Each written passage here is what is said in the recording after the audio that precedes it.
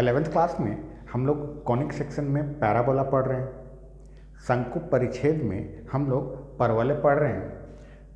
Parabola के basic question को करने के बाद अब थोड़े से लेवल को अपने हाई करते हैं और आज का जो हमारा क्वेश्चन है इसमें फाइंड द वर्टेक्स।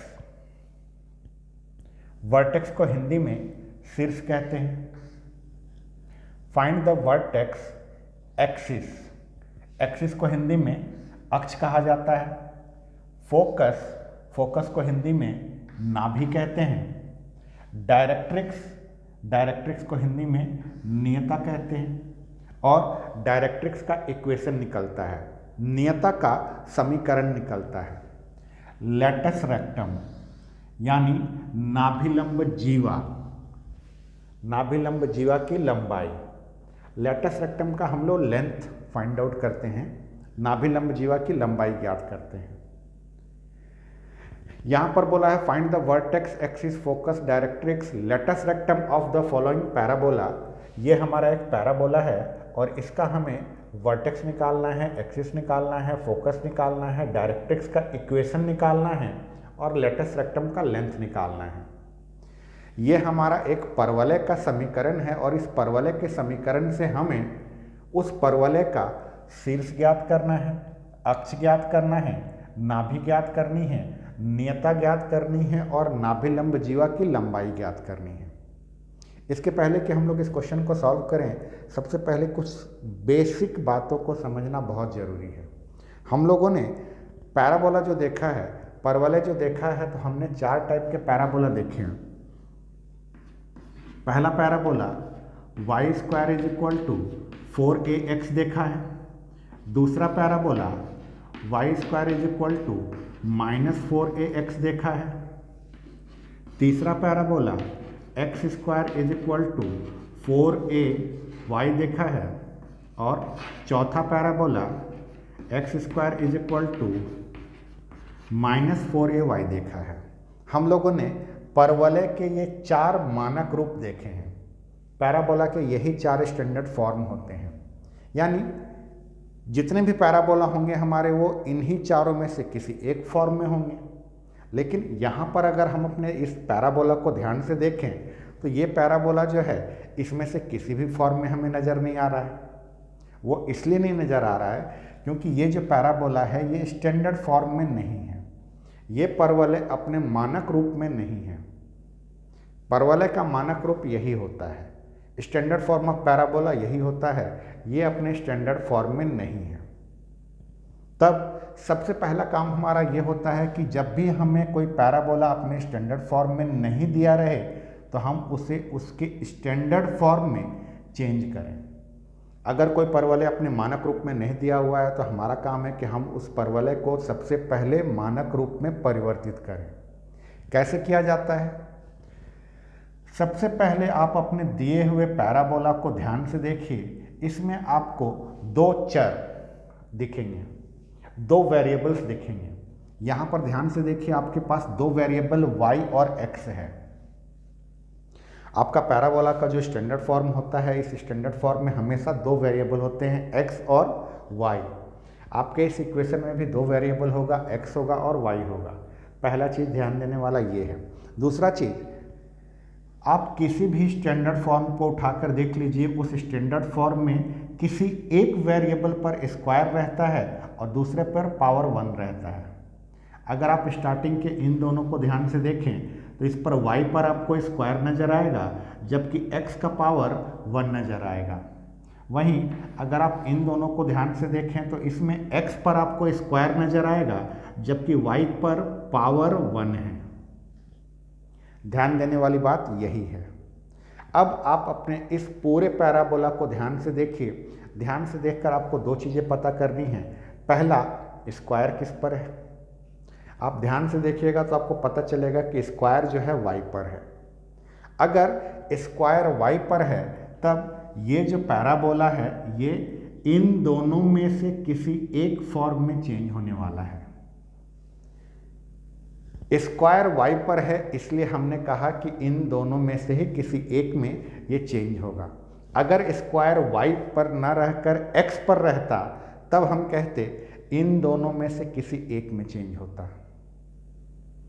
पहला चीज ध्यान में आपको यही रखना है कि स्क्वायर किस पर है। स्क्वायर दोनों में से किसी एक पर होगा, या तो x पर स्क्वायर होगा या y पर होगा, दोनों पर एक साथ नहीं रह सकता। पैराबोला में दोनों पर स्क्वायर एक साथ नहीं होता। सॉल्यूशन में जब हम इसका हल लिखेंगे तो सबसे पहला लाइन जो हमें लिखना है वो ये, द गिवन पैराबोला इज, दिया गया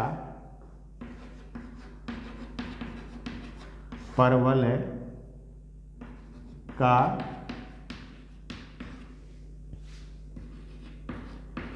समीकरण। जो भी आपका पैराबोला है आप उसको लिख दीजिए।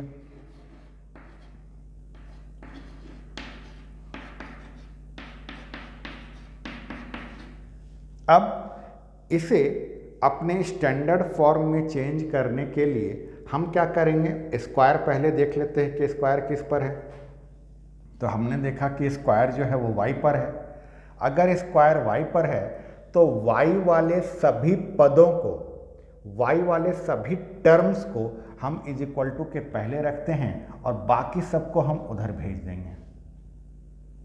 ध्यान से समझिएगा, जिस पर भी आपका स्क्वायर है वह सारे टर्म, स्क्वायर आपका y पर था तो y वाले जितने भी टर्म्स हैं, ऐसे पद जिनमें y है उन सभी को हम इज इक्वल टू के पहले रखेंगे और बाकी सभी को हम उधर भेज देंगे। ये पहला चीज। दूसरा चीज आपको ये ध्यान में रखना है कि स्क्वायर जिस पर भी रहे वो प्लस में रहना चाहिए। स्क्वायर जिस पर भी रहे, केवल स्क्वायर वाले की बात कर रहा हूं मैं। स्क्वायर अगर y पर है तो y स्क्वायर वाला पार्ट जो है ये हमेशा प्लस में रहना चाहिए। अगर कहीं पर स्क्वायर वाले का साइन अगर माइनस रहे तो आप सबका साइन एक साथ चेंज कर दीजिए। स्क्वायर वाले को प्लस में रखना बहुत ज़रूरी है। चलिए, स्क्वायर जो था y पर था तो हम y वाले सारे को इधर रखकर x वाले और बाकी सभी को उधर भेज देते हैं। तो यहाँ पर हमारे पास क्या नज़र आएगा, ये हमें नज़र आएगा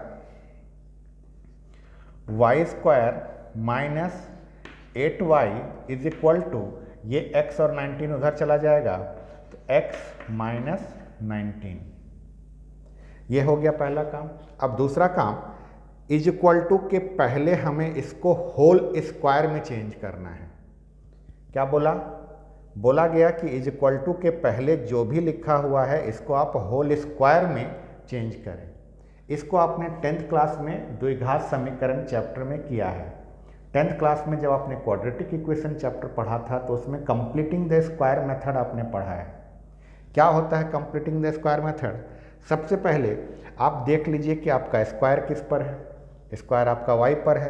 अब y का कोफिशिएंट लीजिए, रफ में चले जाइए। रफ में जाकर आपको y का गुणांक लेना है, कोफिशिएंट लेना है। किसका? y का। स्क्वायर चूंकि y पर था इसलिए मैं y बोल रहा हूँ। अगर मेरा स्क्वायर x पर रहता तो मैं बोलता कि मैं x का कोफिशिएंट लेने वाला हूँ, x का गुणांक लेने वाला हूँ। साइन मत देखिएगा कि प्लस है या माइनस है, आपको सिर्फ कोफिशिएंट, आपको सिर्फ गुणांक से मतलब है। तो यहाँ पर y का कोफिशिएंट 8 है, इसमें आप हमेशा 1/2 से मल्टीप्लाई करेंगे। यहाँ पर आपका कोफिशिएंट चाहे जो भी हो आपको मल्टीप्लाई 1/2 से ही करना है। अगर ये कट रहा है तो ठीक है, नहीं कटेगा तो ऊपर का ऊपर से मल्टीप्लाई और नीचे का नीचे से मल्टीप्लाई। यहाँ पर ये कट रहा है, कट के क्या आ रहा है? 4 आ रहा है। जो भी आपका कोफिशिएंट है उसमें आप 1/2 से मल्टीप्लाई करेंगे और इसको सॉल्व करके जो भी आए उसका स्क्वायर दोनों साइड में ऐड करिएगा। आपको इसको सॉल्व करके जो भी आएगा उसका वर्ग करके उसे दोनों पक्षों में जोड़ना है। तो मेरा तो आंसर 4 आया था, तो मैं क्या करूँगा, दोनों साइड में 4 का स्क्वायर ऐड करूँगा। यहाँ पर मेरे पास पहले से क्या लिखा है? y स्क्वायर -8y मैं प्लस कर रहा हूँ। क्या प्लस कर रहा हूँ? 4 का स्क्वायर इज इक्वल टू में x - 19 मेरा पहले से लिखा हुआ था और मैं यहाँ पर भी प्लस कर रहा हूँ। क्या प्लस कर रहा हूँ? 4 का स्क्वायर। ये 4 का स्क्वायर कैसे लाया मैं? जो मेरा यहाँ पर y का कोफिशिएंट था उसमें मैंने 1/2 से मल्टीप्लाई करके देखा तो मेरे पास आंसर 4 आया। इसका होल स्क्वायर आपको दोनों साइड में ऐड कर देना है। अब इज इक्वल टू के पहले ध्यान से देखिए, आपको स्क्वायर जो है 2 पर नजर आएगा, 2 जगह आपको स्क्वायर नजर आएगा। स्क्वायर किस पर है? स्क्वायर जो है y पर है और 4 पर है। अब स्क्वायर वाले दोनों को देख लीजिए, किस पर स्क्वायर है वो पता कर लीजिए। अब बीच वाले का आप साइन देखिएगा, बीच में या तो प्लस का साइन रहेगा या माइनस का साइन रहेगा। अगर यहाँ पर माइनस का साइन है तो यहाँ से लेकर यहाँ तक ये पूरा a - b का होल स्क्वायर है। क्या बोला मैंने? बीच में अगर माइनस का साइन है तो ये पूरा a - b का होल स्क्वायर बनेगा, और अगर यहाँ पर बीच में प्लस का साइन रहता तब ये a + b का होल स्क्वायर बनता। अब आप पूछेंगे ये a और b क्या है? तो a और b वो संख्याएं हैं जिस पर स्क्वायर है। स्क्वायर y पर है और 4 पर है, बीच में यहाँ माइनस है, तो इस पूरे के बदले में मैं लिख सकता हूँ y - 4 का होल स्क्वायर। आप चाहें a - b का होल स्क्वायर लगाकर देख लीजिए, आपको यही मिलेगा। अब इधर में आपको इसको सॉल्व कर लेना है। x स्क्वायर माइनस का 19 और ये प्लस का 16 हो जाएगा। ये हमारा y - 4 का whole square is equal to -19 + 16, ये हमारा x - 3 बनेगा।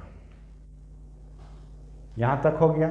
यहाँ तक होने के बाद अभी भी हमारा स्टैंडर्ड फॉर्म में नहीं आया। स्टैंडर्ड फॉर्म में हमेशा इस बात को ध्यान रखिए, इज इक्वल टू के पहले आपका स्क्वायर जो है वो किसी सिंगल टर्म पर है। ये जो स्क्वायर है वो किसी सिंगल टर्म पर है, ब्रैकेट पर नहीं है। आपका यहाँ पर स्क्वायर तो है लेकिन ये किसी ब्रैकेट में है। अब यहाँ पर आपको एक चीज़ का ध्यान रखना है, ब्रैकेट के अंदर या तो आपका यहाँ पर x होगा या y होगा, उस x या y के कोफिशिएंट को 1 बना लीजिएगा। इस x या y के गुणांक को 1 रखना बहुत ज़रूरी है। अगर मान लीजिए कि यहाँ जो y स्क्वायर लिखा हुआ है, अगर ये 2y स्क्वायर -8y ऐसे लिखा रहता तो मैं पहले क्या करता, इसमें से 2 कॉमन ले लेता ताकि y स्क्वायर का कोफिशिएंट पहले ही 1 बन जाए। आपको हमेशा इस बात का ध्यान रखना है कि चाहे यहाँ पर ब्रैकेट में x हो या y हो, उसका कोफिशिएंट, उसका गुणांक 1 होना चाहिए। इज इक्वल टू के बाद भी आपको वही ध्यान में रखना है, या तो यहाँ पर आपको x मिलेगा या यहाँ पर आपको y मिलेगा, दोनों का कोफिशिएंट 1 होना चाहिए।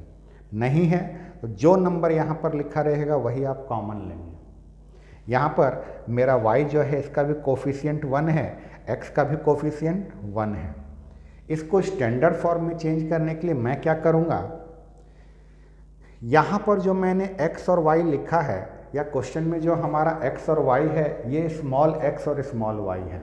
अब यहाँ पर एक छोटा सा चेंज आता है क्वेश्चन में। क्या चेंज होता है? आपको इस स्मॉल x और y को कैपिटल X और Y में चेंज करना है। कैसे चेंज करना है?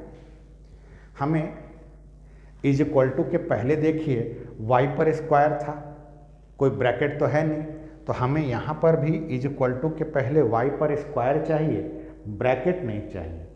तो मैं क्या करता हूँ, यहाँ पर ब्रैकेट के अंदर क्या लिखा है, ब्रैकेट के अंदर y - 4 लिखा है, तो मैं क्या करता हूँ, लेट माना y - 4 is equal to capital Y।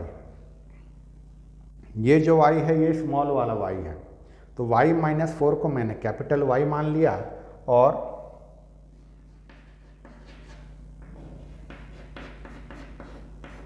यहाँ पर x माइनस 3 को मैंने कैपिटल X मान लिया। ये आपको लेट करना है।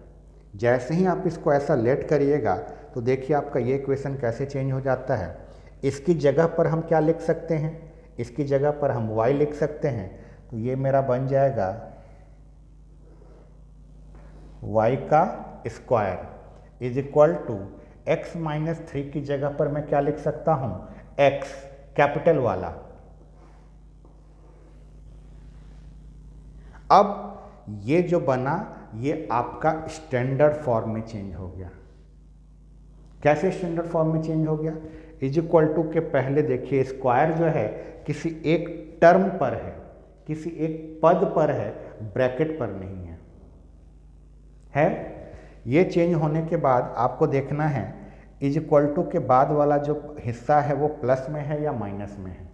ये हिस्सा प्लस में है तो आपको ये पता चलेगा कि ये जो आपका इक्वेशन आया है ये इक्वेशन और कोई नहीं Y square is equal to 4ax के जैसा है।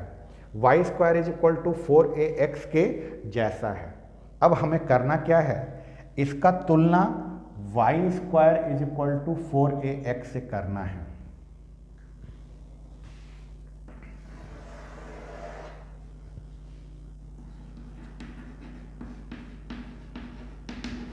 Comparing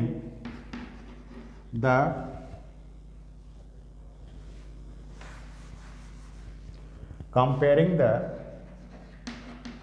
above equation with y square is equal to 4ax। उपरोक्त समीकरण की तुलना Y square is equal to 4ax से करने पर कंपेयर करके हम क्या निकालेंगे, कंपेयर करके हमको 4a की वैल्यू चाहिए। अब ध्यान दीजिए हम तुलना कर रहे हैं Y square is equal to 4ax से। किसकी तुलना कर रहे हैं, इसका Y square is equal to X का। अब इज इक्वल टू के बाद x के कोफिशिएंट को देखिए, इज इक्वल टू के बाद x के गुणांक को देखिए, क्या लिखा है, ये 4a लिखा है। और यहाँ पर इज इक्वल टू के बाद x के कोफिशिएंट को देखिए, गुणांक को देखिए, इस x के गुणांक 1 लिखा है, लिखा है। तो यहाँ से कंपेयर करके बस हमें यही पता चलेगा कि ये जो 4a लिखा है ये 4a यहाँ पर 1 के बराबर है। और यहाँ से आपको a की वैल्यू मिल जाएगी 1/4। एक बार आपको a की वैल्यू पता चल गई 1/4, तब अब आप इस इक्वेशन को ध्यान में रखते हुए इससे जुड़े हुए इन सारे टर्मों के फॉर्मूलों को याद रखिएगा।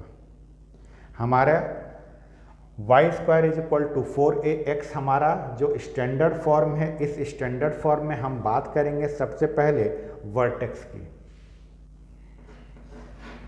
a की वैल्यू निकालने के बाद ही ये काम करेंगे। हम बात करेंगे सबसे पहले वर्टेक्स का, किसका, शीर्ष का। वर्टेक्स जो है ये 0 0 होता है। वर्टेक्स अगर 0 0 होता है तो ध्यान से समझिएगा, यहाँ से अब आपको समझना है। क्या समझना है, ये जो लिखा हुआ है ये तो कोऑर्डिनेट के रूप में लिखा हुआ है, निर्देशांक के रूप में लिखा हुआ है। और निर्देशांक के रूप में जब भी कोई चीज़ लिखा जाता है तो वहाँ पर पहला वाला जो चीज़ लिखते हैं वो x के लिए होता है, अगला जो चीज़ लिखा जाता है वो y के लिए होता है। इतना तो आपको बचपन से समझ में आता है। समझना अब आपको ये है कि आपका जो इक्वेशन था वो कैपिटल Y और कैपिटल X में है। आपका जो स्टैंडर्ड फॉर्म बना है, ओरिजिनल क्वेश्चन तो आपका ये है, लेकिन ये स्टैंडर्ड फॉर्म में नहीं था। तो हमने जब इसको स्टैंडर्ड फॉर्म में चेंज किया तो हमने उसको कैपिटल Y और कैपिटल X के रूप में चेंज किया है। तो यहाँ पर ये जो वैल्यू है ये कैपिटल X और कैपिटल Y का होगा। किसका वैल्यू होगा ये, कैपिटल X का और कैपिटल वाई का। फॉर्मूला आप लिखिए, फॉर्मूला लिखने पर आपको जो भी मिले वो आपका कैपिटल एक्स और कैपिटल वाई के रूप में चलेगा। क्यों? क्योंकि आपने अपना स्टैंडर्ड फॉर्म कैपिटल वाई और कैपिटल एक्स में बनाया है। तो यहाँ से ये जीरो किसका वैल्यू है? एक्स का, और ये वाई का। कौन सा एक्स और कौन सा वाई? कैपिटल एक्स और कैपिटल वाई। क्यों कैपिटल एक्स और कैपिटल वाई? क्योंकि हमारा स्टैंडर्ड फॉर्म कैपिटल वाई और कैपिटल एक्स में है। तो यहाँ से x is equal to 0 and Hindi में, और capital y is equal to 0। ठीक, अब आइए, ये कैपिटल X जो है, इस कैपिटल X की वैल्यू क्या थी? आपने कैपिटल X किसको बोला है? x माइनस 3 को बोला है। तो इस कैपिटल X की जगह पर आप x माइनस 3 रख दें, इज इक्वल टू में 0 यहाँ पर, एंड, और कैपिटल Y आपने किसको बोला है? कैपिटल Y आपने बोला है y माइनस 4 को।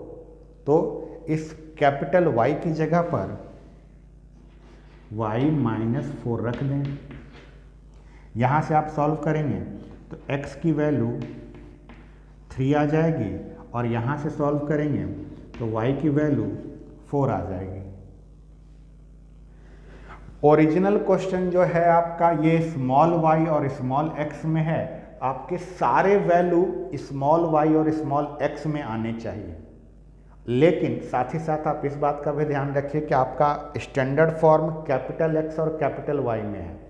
तो जब भी फॉर्मूला लिखेंगे तो फॉर्मूले में जो भी आएगा वो आपका कैपिटल X और कैपिटल Y होगा, उसे आप स्मॉल वाले में चेंज करते जाएं।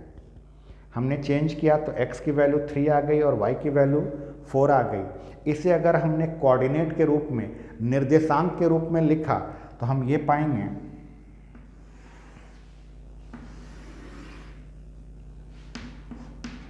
The vertex of given parabola is.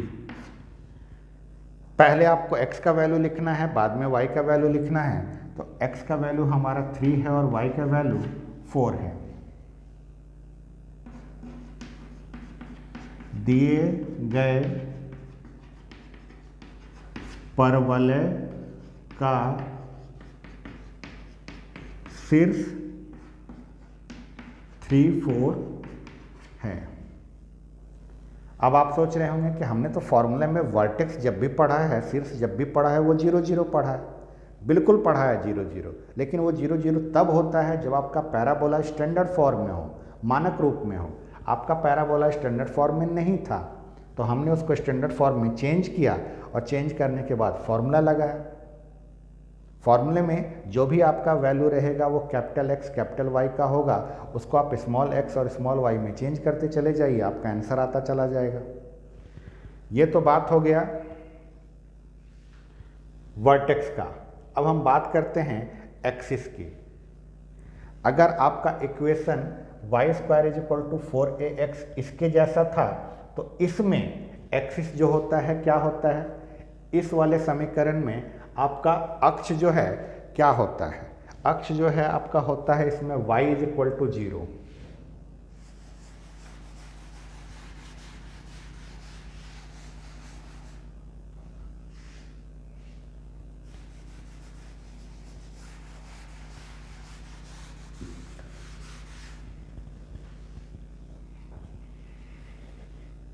हम बात कर रहे हैं सेकंड नंबर की।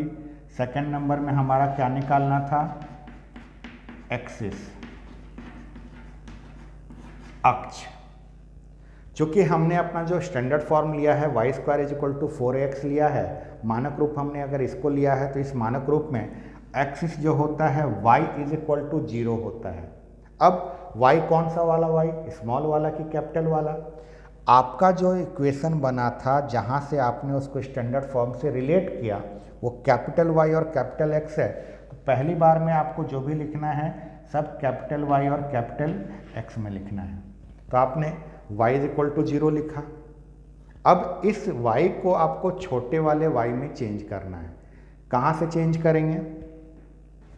यहाँ से। कैपिटल Y की जगह पर आप y-4 लिखेंगे। यही हो गया आपका एक्सिस का इक्वेशन। बहुत ज़्यादा होगा तो आप इसको ये लिख सकते हैं y = 4। तो यहाँ पर the axis of given parabola is y = 4। दिए गए परवलय का अक्ष y = 4 है। ये हमने बात कर ली एक्सिस की, ये हमने बात कर लिया अक्ष का। अब हम बात करेंगे फोकस का।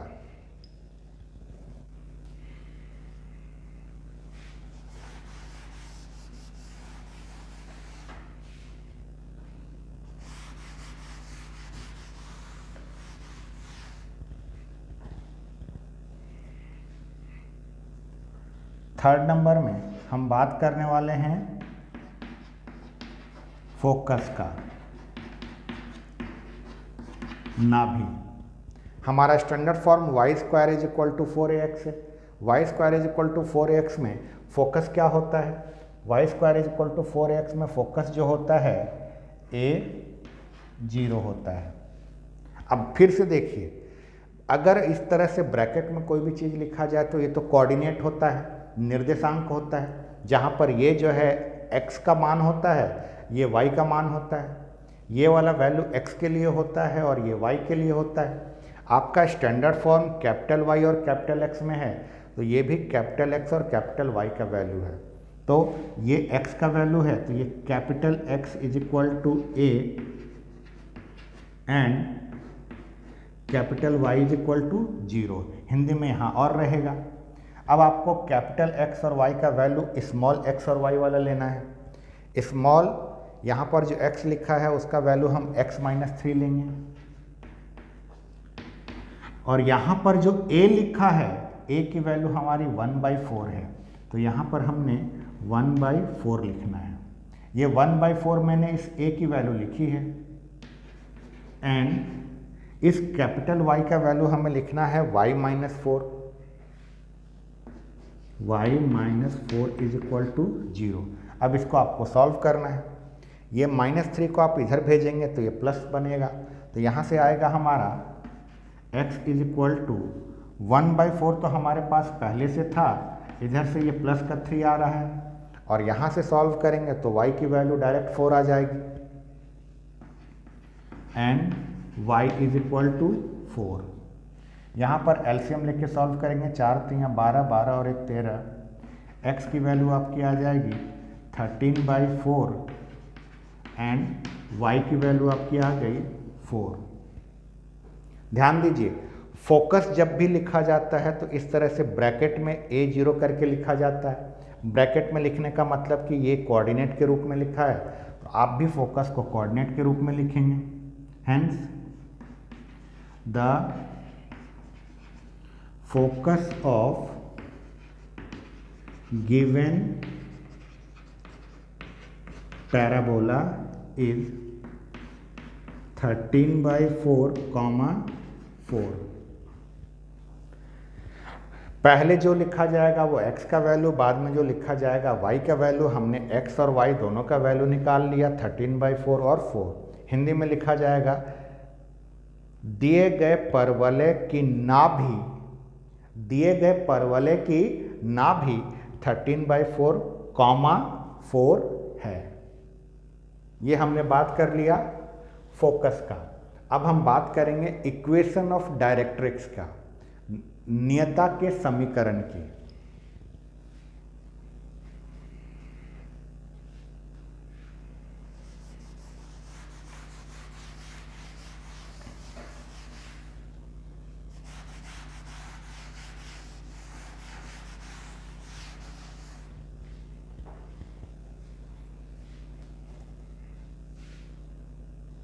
First second, third, fourth number में हमारा है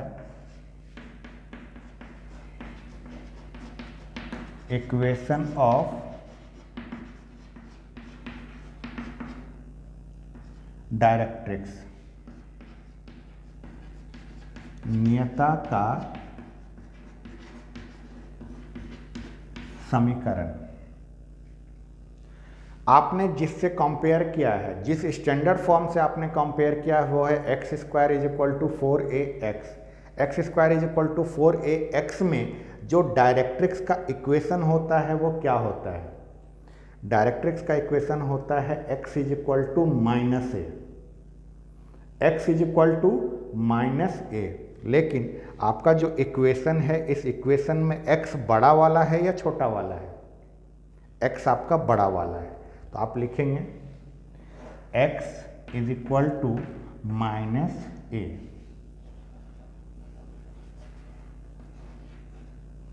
x is equal to minus A. कौन सा x लिखा आपने? कैपिटल वाला। क्यों कैपिटल वाला? क्योंकि आपका जो इक्वेशन बना था, जहां पर आपने उसको स्टैंडर्ड फॉर्म में चेंज किया था, वो कैपिटल X और कैपिटल Y में है। तो आपको पहली बार का फॉर्मूला जो लिखना है वो हमेशा कैपिटल X और कैपिटल Y में रखना है, बाद में उसको स्मॉल x और स्मॉल y में आपको चेंज करना है। इसमें कहीं पर भी y की वैल्यू नहीं है, जो भी है वो x है, तो आपको x की वैल्यू रख देनी है x माइनस 3। यहाँ पर इस x की जगह पर आपको रख देना है x minus 3 is equal to minus a की जगह पर आपको रख देना है 1/4, क्योंकि हमने a की वैल्यू 1/4 निकाली है। अब आप इसको सॉल्व कर दीजिए, ये माइनस का 3 उधर जाके प्लस हो जाएगा, ये हमारा माइनस का 1/4 वैसे ही रहेगा। 4 3 12, 12 में से 1 गया, 11/4। तो x इज इक्वल टू 11/4 जो है उसके इक्वेशन ऑफ डायरेक्ट्रिक्स आ गया, आपका नियता का समीकरण आ गया। लैंग्वेज लिख दीजिए, the equation of directrix is x is equal to 11/4। इसको आप बहुत ज़्यादा लिख सकते हैं, तो 11/4 को आप इधर ला के लिख सकते हैं x minus 11/4 is equal to 0। अतः दिए गए परवलय के नियता का समीकरण x इज इक्वल टू 11/4 है। ये हमने निकाल लिया डायरेक्ट्रिक्स का इक्वेशन, नियता का समीकरण। अब हम बात करेंगे लेटस रेक्टम की।